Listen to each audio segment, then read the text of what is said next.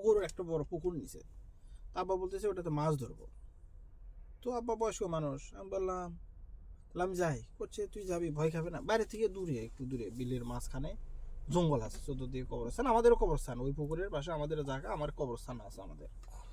তো আমরা কি করতাম, আব্বা কিছু সমস্যা হলে আমাদের জায়গাতে যা দাঁড়া থাকতো, মানে যে কোনো দেখুক, যেটাই করুক, যাই কিছু যে সন্দেহ হইতেছে, ভয় লাগতেছে, তো তখন থেকে নিজেকে ভয় ভয়ে মানে একটা ধারণা করতেছে, কি করতে আমাদের যে ভিটা আছে, মানে জায়গাটা আছে, ওখানে যে দাঁড়া।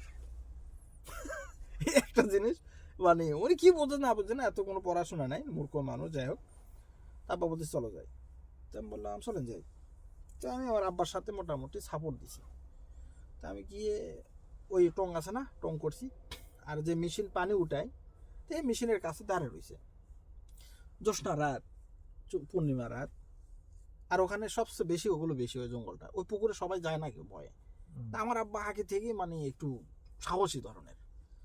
হ্যাঁ, তো ওই পরে আমি যা মাত্র আমি শুইছি, এরকম শুইছি, পুকুরের ওপর দিয়ে সাদা মানুষ যেরকম হাঁটে না, হাঁটা শুরু করছে। তো আব্বা কি করছে, চাদরটা দিয়ে আমার মানে চোখের ইয়ের মধ্যে রাখতেছে, আমার ছেলেটা যেন ছোট বাচ্চা না দেখে। আর ওই মেশিন আলাদা দিকে আব্বা বলছে চুপ, ঝাবার দে, করিস না, কিছু কর দরকার নেই, ডিস্টার্ব করিস না, চলে যায় চলে যায়। পুকুরের মাঝখান দিয়ে আর হাঁটা শুরু করছে, ঠিক আছে, সাদা একদম হাঁটতেছে। মেশিন আলাদা যায়, কোনো মতো হাঁটা শেষ হলে যে পার হয়ে গেছে, দৌড়ে দৌড়ে আসা করছে না। হাসান হয়তো বা উঠবে, বা কিছু যদি দেখে, ছোট বাচ্চা, দম নষ্ট হয়ে যাবে। পরে একটু পর পরে আব্বা দেখি, তুমি আমার কাছে কিছু দেখছো? না, কি? পরে এক নিষেধ করলো, তুই যেন কিছু বলিস না, চুপ থাক, ঠিক আছে, এটা আমাদের জায়গা, এটা আমাদের ইয়ে, আমাদের এখানে কিছু করে না এরা।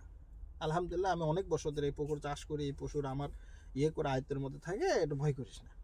চল চল, এই অনেক গল্প শুনছি, এটা হলো অরিজিনাল। পরে একদিন একটা